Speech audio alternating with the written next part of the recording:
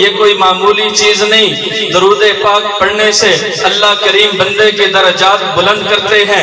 امام الانبیاء صلی اللہ علیہ وسلم نے فرمایا من صلی علیہ واحدہ، جو بندہ مجھ پر ایک مرتبہ درود پڑھتا ہے صلی اللہ تعالی علیہ عشرہ، اللہ کریم اس پر 10 مرتبہ رحمت نازل کرتے ہیں۔ اور اللہ رحمت کیوں نازل نہ کریں؟ اللہ کریم قرآن مقدس میں فرماتے ہیں ان اللہ وملائکتہ یصلون علی النبی یا ایھا الذین آمنوا صلوا علیہ وسلموا تسلیما، اے ایمان والو میں بھی نبی کی ذات پہ رحمت بھیجتا ہوں، میرے فرشتے بھی درود بھیجتے ہیں۔ ایمان والو تم نے بھی نبی کی ذات پہ درود بھیجنا ہے۔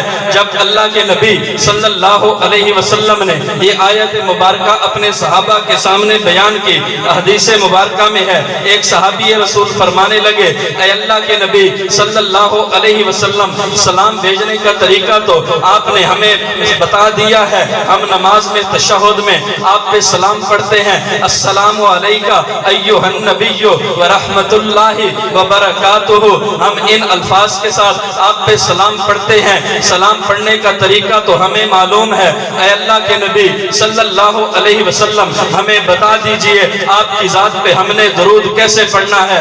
اللہ کے نبی صلی اللہ علیہ وسلم فرمانے لگے قولوا اللہم صلی علی محمد وعلی آل محمد کما صلیت علی ابراہیم وعلی آل ابراہیم انک حمید مجید، اللہم بارک علی محمد وعلی آل محمد کما بارکت علی ابراہیم وعلی آل ابراہیم انک حمید مجید۔ یہ سارے کا سارا درود ابراہیمی امام الانبیاء صلی اللہ علیہ وسلم نے صحابہ کو سنا کے عرض کیا اے میرے پیارے صحابہ مجھ پہ درود ایسے بھیجا کرو۔ یاد رکھنا اس طرح کے دوسرے الفاظ بھی جو احادیث مبارکہ سے ثابت ہیں وہ سارے کے سارے باعث برکت ہیں، وہ سارے کے سارے درود مبارکہ کے الفاظ ہیں، یا کچھ الفاظ ایسے بھی جو احادیث مبارکہ سے ثابت نہیں ہیں لیکن ان سے یہ کلمات ادا ہو جاتے ہیں، یہ بھی باعث برکت ہیں۔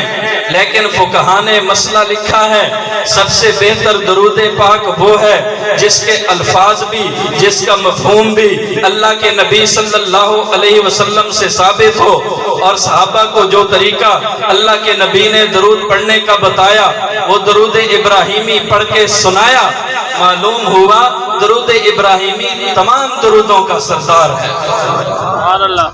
آج ہمارے کچھ بھائی درود پڑھتے ہیں الصلاۃ والسلام علیکہ یا رسول اللہ، میں نے عرض کیا درود کے وہ الفاظ جو اللہ کے نبی سے ثابت ہوں یا وہ الفاظ جو نبی سے ثابت نہ ہوں لیکن ان میں اللہ سے دعا کا ذکر ہو، اپنے نبی پہ رحمت بھیجنے کی درخواست ہو، ان تمام سے درود پاک ادا ہو جاتا ہے۔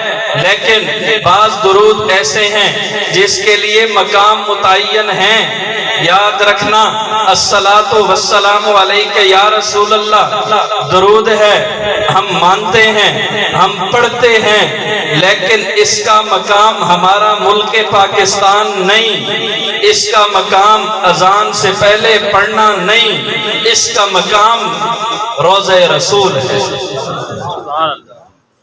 کون کون سے حضرات ہیں جنہوں نے روضہ رسول کی زیارت کی ہے؟ ہاتھ بلند کرے ماشاءاللہ۔ اللہ پاک قبول فرمائے، اللہ پاک ہر مسلمان کو بار بار لے جائے۔ آپ نے یہ والا درود روضہ رسول پہ پڑھا ہے کہ نہیں پڑھا؟ پڑھا ہے نا جی؟ اللہ پاک قبول فرمائے۔ ہم کہتے ہیں باقی یہ درود ہے لیکن اس کا مقام روضہ رسول ہے، کیونکہ اللہ کے نبی صلی اللہ علیہ وسلم اپنی روضہ مبارکہ میں زندہ ہیں، اور امام الانبیاء صلی اللہ علیہ وسلم اپنی قبر میں نماز بھی پڑھتے ہیں۔ امام الانبیاء صلی اللہ علیہ وسلم قبر کے قریب آ کر سلام کرنے والے کا سلام سنتے بھی ہیں، جواب بھی دیتے ہیں۔ جو یہاں سے درود شریف پڑھتا ہے اللہ کریم نے فرشتوں کی ڈیوٹی لگائی ہے۔